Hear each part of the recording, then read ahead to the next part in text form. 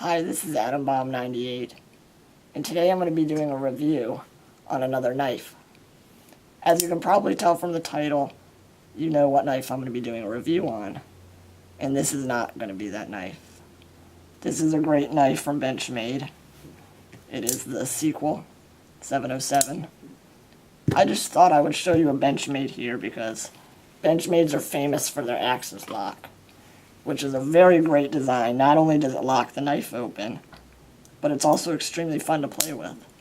And it allows you to open your knife and close it extremely quickly. And I've heard quite a few people say that Spyderco tried to copy Benchmade's axis lock with the Manix compression lock, or not compression lock, but ball bearing cage lock. It is somewhat similar, I'll admit, in the way it functions, but it's also extremely different on the interior.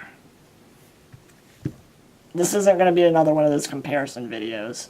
It's just going to be a review on the Spyderco Manix 2. Now, this isn't your ordinary Manix 2. This is the slightly upgraded version with the S30V blade steel. And as you may know, that's one of my favorites. I'd have to say, yeah, it is. S30V is my favorite. As of right now, at least. This is an amazing knife. Show you.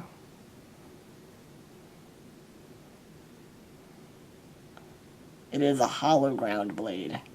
I know that Spydercos, they're still making their Manixes with S30V, but as far as I can find, they're made now with the full flat grind, which in my opinion is better and makes it a lighter knife.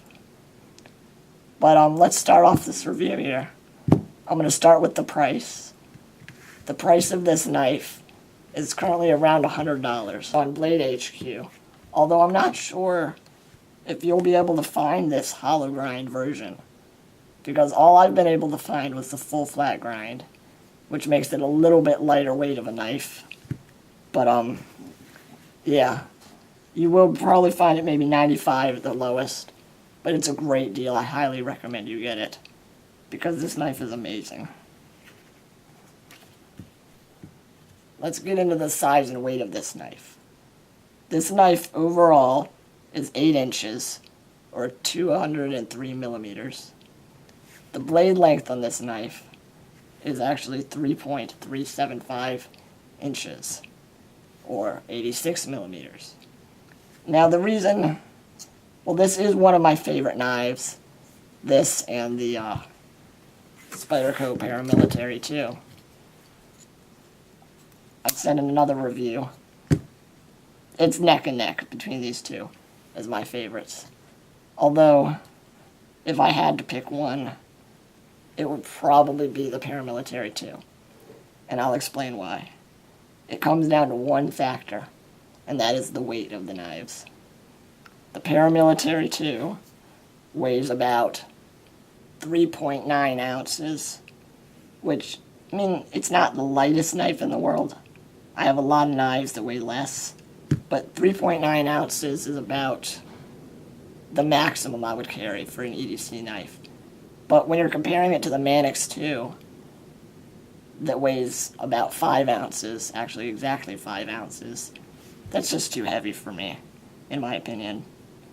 You really feel how heavy a knife this is. And I'll explain why. Let's put that aside for a few minutes. The reason the Manix 2 is so heavy comes down to two factors. One is the blade design, which is a full hollow grind versus a full flat grind. I'll show you the difference between that in a picture. You can see the full flat grind, how it kind of tapers down in like a triangular shape almost, and it's very smooth. It's good for slicing. Just a great blade steel. Whereas the hollow grind, it's thicker on top and then it suddenly tapers down towards the edge of the blade, kind of like in a hollow way, It's hard to explain, but you'll see in the picture. Honestly, I don't know how much of the weight is contributed primarily to the hollow grind blade. I just think maybe if Spyderco added the full flat grind, it would be a little lighter. And the good thing for you guys is all of the newer Spyderco models on the Manix with the S30V blade steel come in the full flat grind. So that's good. But also I think a lot of the reason why this knife is so heavy is because of the liners. I'll show you. This is my Phoenix E12. You can see the unboxing video for this up in the right hand corner. But let's see. If you can see in there, the liners are not skeletonized, meaning there's no indents cut out or grooves to take out the unnecessary weight. Let's compare that to the Spyderco Paramilitary 2. You can see in there, let's see. Yeah, see how the liner's cut out, and you can see the G10. It just takes away the unnecessary weight, which definitely helps contribute to why it's such a lightweight knife. See, they did it right on the Paramilitary 2. They gave the Paramilitary 2 a full flat grind, which, yeah, by the way, that's a full flat grind, and that is a hollow grind. See the difference? But yeah, they did it right. Full flat grind, skeletonized liners, versus hollow grind, non-skeletonized liners. So just all that factor contributes to why this is a heavier knife. If this knife was just as light as this knife, I would probably take this one over it. That brings me to my next point, where I explain a little bit why, you know. It's just because this knife, the fit and finish on this knife is amazing. When you open and close this knife, not only is it super smooth, literally feels like it's riding on glass, but when it locks open in that open position, you can hear it, and it's just a nice click. And then there is no blade play in any direction whatsoever. It is like a little pocket tank. It locks open rock solid. That's due to the cage ball lock, Spyderco calls it. See if I can find a picture of that to post up. Exactly what's going on in that lock. But there's a nice spring in there, and a ball bearing surrounded by a polymer cage. And when the spring opens up, it let me see if I can find the spot. Alright, see the back of the blade there? There's a little indentation that as the blade opens, the ball bearing locks into place, and that's what locks the blade open. So it's kind of cool, actually. But I will say, and I showed you in the beginning, the Benchmade's Axis lock, how easy it is to compress. It is a little bit more difficult to compress the spring on the Manix. It takes definitely some getting used to. I have to stick my finger in on that side and force it down. Definitely takes some getting used to. But it's a great design. The blade centering on this knife is just perfect. Okay? All knives out of, all of Spyderco's knives out of Golden, Colorado have perfect blade centering. The Paramilitary 2 is no different. Perfect blade centering. Even their knives out of Taichung, Taiwan are amazing.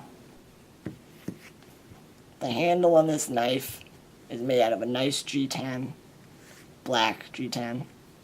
And yeah, I like G10. It provides great grip. It's going to cost you a little bit more money than if you got FRN or another lower end handle material. But yeah, you can't beat G10. That's why it's on a lot of popular knives. Just it gives you a good grip. The blade is made out of S30V. So, you know, that's great there. I know they offer a lot of Manixes in 154 cm, which that's a good steel too. But just as an EDC blade, I think you can't beat S30V. It's going to cost you a little bit extra, but it's worth it. The blade shape on this knife is kind of like a leaf-shaped blade. It's definitely not a drop point blade, like on the paramilitary 2. You can see the difference. I mean, it's similar, but honestly, I think it's closer to the blade on the Sage, actually. Definitely more of a leaf shape. So yeah, with the full flat grind version of the Manix, I think it would be very close to the Sage in terms of the blade shape. It even says right on the blade that this knife is made in the United States, in Golden, Colorado, and it says it's made on Earth. So you don't have to worry about accidentally, getting a knife made on another planet, because it's made in Earth. Alright, anyway, the pocket clip on this knife is only for right and left hand carry. Because of the special lock type, this knife does not allow for tip down carry, which that's alright. Tip up is good enough. Alright, also the ergonomics of this knife are amazing. In my opinion, actually, it's even better than the paramilitary 2. You get jimping up there. You get jimping on the bottom so you can choke up on the knife. You get jimping all the way up on the grips. A little extra there. There's jimping on the back of where the handle is. There's jimping everywhere on this knife. Not to mention, it just feels natural. When you get a good grip on this knife, it just feels amazing. So yeah, I definitely think the ergonomics are amazing. It has the same kind of lanyard hole as is on the paramilitary 2.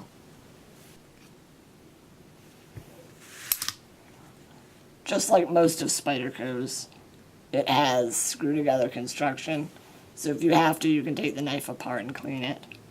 Although I haven't done that yet. It might be a little difficult because of the lock design with the spring, But there are videos of people taking the Manix 2 apart. You can check that out.